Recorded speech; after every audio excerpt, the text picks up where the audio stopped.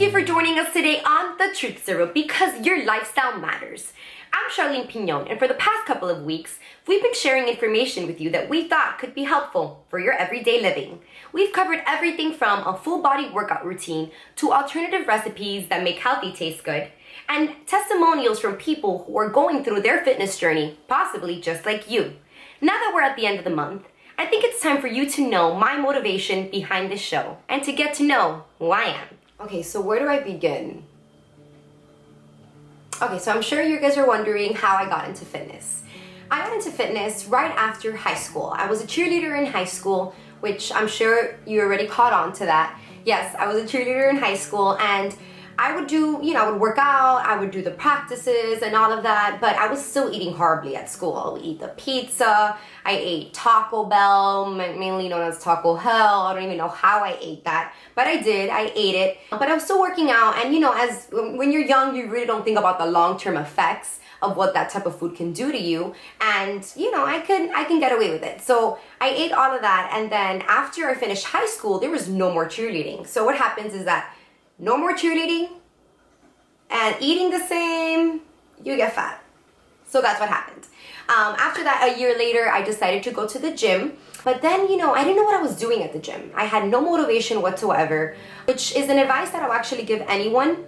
When it comes to going to the gym, I would definitely recommend to take a friend with you. That way you guys can just motivate each other, hold each other accountable for those days when you just don't want to go and you wake up, and that friend can actually help you, motivate you and just hold you accountable to go to the gym. So that's an advice I can give to a lot of people. Since I didn't have that and I didn't have anyone that really thought about that, I ended up saying, why don't I get a trainer? So I decided to get a trainer, and then that's another topic on its own, because I had a really bad experience with a trainer at 24 Hour Fitness, and I'm going to save that for another show to tell you about that experience. But I decided to give a trainer another shot. I had a friend that told me, look, why don't you check out this guy named Adrian? He went to high school with us. You'll like him. He's really respectful. And I said, you know what? I have nothing to lose. Let me just give this guy a shot. And I kind of knew him, so I was like, I know him from high school, he's not a creep, and I decided to go with him. And you know what? After a while, I was starting to actually, see results. I was really getting into it. I was a little bit discouraged in the first couple of months, which is another advice I would give people. Progress pics, progress pics, progress pics. You don't understand how important progress pics are. There's times where I would have people tell me, Charlene, you look good, you've lost weight, but I wouldn't see it on myself. And it's because you see yourself every day. So if I can't emphasize the importance of progress pics enough, even if it's a week, even if you're in your panties, who cares? You're the only one that's gonna see it. But just a little motivation for yourself, so you see that you're getting results. So I definitely recommend progress pictures, which is what really helped me to keep going. So 3 years later, there I was. I lost all of the weight that I intended to lose. I was going through my fitness journey. I felt stronger. It was less about the looks already, and it was more about the feeling of being strong. Then I had this workout partner, my soulmate, Frenchie, and I just loved working out with her. She really did motivate me a lot. She always says that about me, but I think honestly she was the one who motivated me more, and she just helped me out. And then when Adrian would leave, I just would love to help her out. I loved the feeling of motivating her, telling her you can do it, I've been there, and just that feeling of helping her out and telling her that you can do this, that I've been there, was much more rewarding to me than it ever was to her. But I loved that feeling. So what I ended up doing is I said, you know what, I'm gonna take a step of faith. I said to myself, I'm gonna save a lot of money and I'm gonna become a certified personal trainer. For those certified personal trainers out there, it's hard because you don't have a stable income. So it was a big step of faith for me to take, especially that I was going to school. At that moment, a lot of people thought I was crazy. Like, a lot of people were like, Charlene, are you sure you wanna do this? I think it's a cool idea and all, but are you sure you wanna do this? You have a lot of things to pay for, even though you've saved money. And the only person who really did believe in me was my trainer, Adrian. And he was the one who told me, you know what, just keep going, do it. If this is what makes you happy and if this is what fills you, do it.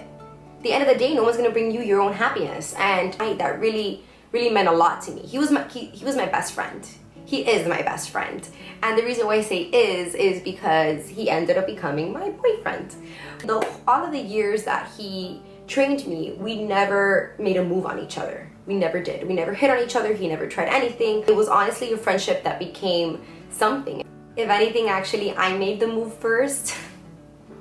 He's gonna see this and he's gonna be like, yes, you made the move first. And I did. I made the move first, but because I really love that he believed in me and that he believed in my dreams and that he didn't judge me for it, or he didn't think that I could, I couldn't do it. I had such confidence in myself, and consequently it was also during the time that I was saved. So Jesus Christ entered my life, and I felt like I had a purpose. With him, I felt that anything was possible.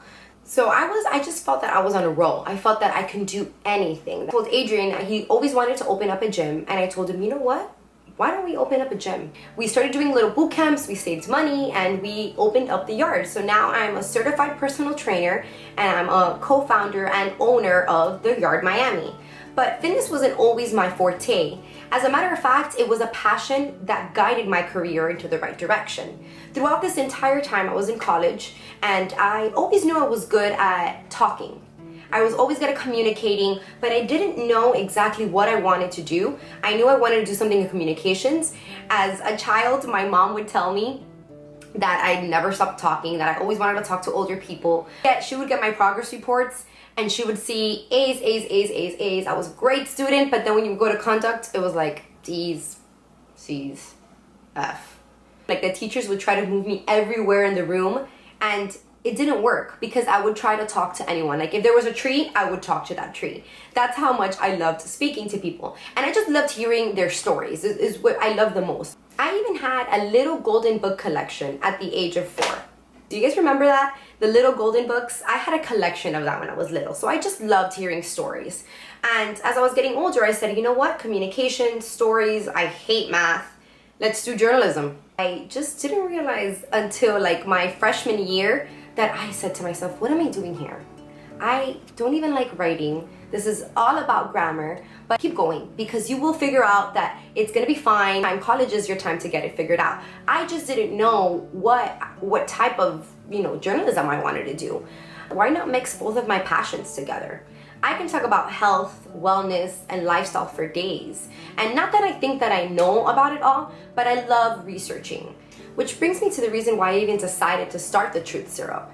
I thought of the Truth Syrup about 4 years ago, and I always loved researching and finding out the truth for you. You cannot go down your timeline without seeing the next diet fad, without seeing the next health myth, or even subliminal advertising that people very conveniently placed in the picture just to sell you their advertisement or to sell you their product, and they probably are not even using it. I know, I've witnessed it. So on this show, I'll be conducting extensive research by digging the truth behind health, fitness, and just overall lifestyle topics. The content will include cooking tips, workout routines, interviews with experts in their craft, and even some inspirational advice for your everyday living. I'm extremely excited for the start of this new journey, and I can't wait to share all that I know with my viewers because your lifestyle matters. Till next time.